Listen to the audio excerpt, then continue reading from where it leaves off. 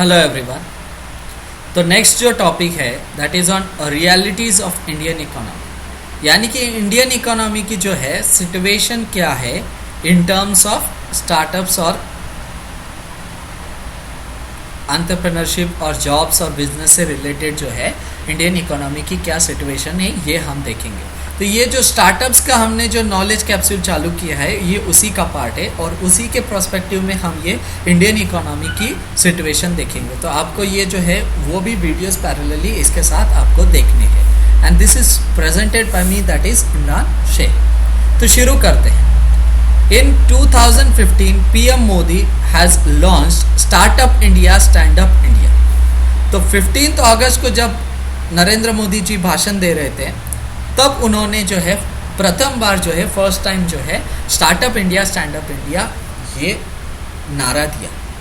तो ये पहले पंतप्रधान थे भारत के हैं जिन्होंने ये ज़रूरत को समझा, क्योंकि नेक्स्ट पॉइंट में हम देखेंगे ईच ऑफ 125 मतलब लगभग जो है आगे आने वाले पॉइंट्स में देखेंगे 10 लाख जो है स्टूडेंट्स पास आउट हो रहे हैं और जॉब्स के लिए बाहर निकल रहे हैं and this is per month. तो पर ईयर जो है ये 1.2 करोड़, मतलब इतने जॉब्स हमें देने हैं। अब इतने जॉब्स देंगे कहाँ से? तो स्टार्टअप्स के लिए इजी कर सकते हैं। तो स्टार्टअप्स के लिए अगर इजी करेंगे तो स्टूडेंट्स को जो है जो यंग जनरेशन है जो यूथ है अगर उन्हें स्टार्टअप्स के लिए इनकरेज करेंगे तो वो जो है जॉब्स के लिए न भागते हुए स्टार्टअप्स की तरफ जाएंगे और वो खुद उनको जॉब की ज़रूरत नहीं पड़ेगी, लेकिन ऑन एन एवरेज वो 10 लोगों को और स्टार्टअप जॉब दे सकते हैं। तो ये प्लान है इसके पीछे। उसके लिए गवर्नमेंट सपोर्ट के लिए उन्होंने क्या किया? Each of 125 lakh bank branches should fund at least 1 Dalit और Adivasi entrepreneur and at least 1 women entrepreneur each. तो भारत में लगभग 1.25 लाख ब्रांचेस है, बैंक के ब्रांचेस है। तो उन्होंने ये निर्देश दे दिया, ये आदेश दिए कि आपको एक दलित या आदिवासी को आपको फंड्स देने होंगे और एक विमेन को आपको फंड करना होगा एंटरप्रेन्योर को। तो मतलब 2 लोगों को एक बैंक मिनिमम आपको फंड करना है। तो दिस विल कम टू 2.5 इतने एंटरप्रेन्योर्स 2.5 लाख एंटरप्रेन्योर्स बन जाएंगे। और ये अगर 10 लोगों को अगर ये जॉब देते हैं तो 25 लाख लोगों को तो जॉब ऐसे ही मिल जाएगी। तो ये इसके पीछे की सोच है।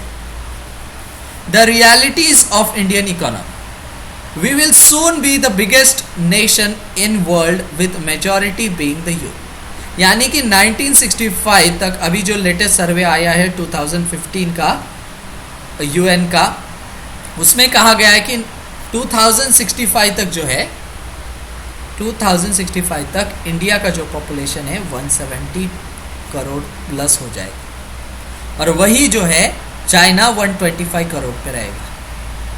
तो जब इतना पॉपुलेशन बढ़ेगा और उसमें मेजॉरिटी जो यूथ रहेंगे तो इन्हें जॉब कहाँ से प्रोवाइड की जा सके? As of now approximately 10 lakh people enter the workforce per month which implies to 1.2 crore per year. 10 lakh जो लोग हैं 10 लाख हर मंथ जो है वर्कफोर्स बाहर आ रही है जॉब के लिए, यानी कि 1.2 करोड़ पर ईयर इतने जॉब हमें देने हैं, कहाँ से देंगे? The service sector are prime but it is very poor employer. तो इंडिया का सबसे ज़्यादा बूमिंग सेक्टर जो है, सबसे ज़्यादा रेवेन्यू जिससे आता है वो है सर्विस सेक्टर, लेकिन उसमें बहुत पुअर एम्प्लॉयर है, इसमें बहुत कम लोगों की ज़रूरत गिरती है। सबसे ज़्यादा जो जॉब्स दे सकते हैं वो है मैन्युफैक्चरिंग सेक्टर, जो चाइना ने किया था, मैन्युफैक्चरिंग को बूस्ट किया। लेकिन यहाँ जो है इंडिया में वो बहुत छोटा मैन्युफैक्चरिंग सेक्टर है। इसीलिए नरेंद्र मोदी जी ने मेक इन इंडिया का जो है इनिशिएटिव लिया कि आप मैन्युफैक्चरिंग को बढ़ाइए तो जॉब ऑटोमेटिक आ जाएंगे। सबसे बड़ी जो समस्या भारत के सामने है वो है इतने लोगों को कहाँ से जॉब देंगे। Formal skill development is still in its infancy. जो औपचारिक कौशल निर्माण जो है वो अभी भी शुरुआती दौर में है, ये स्टार्टिंग में है। अभी तक स्किल डेवलपमेंट जैसी हो चाहिए वैसी अभी तक नहीं है।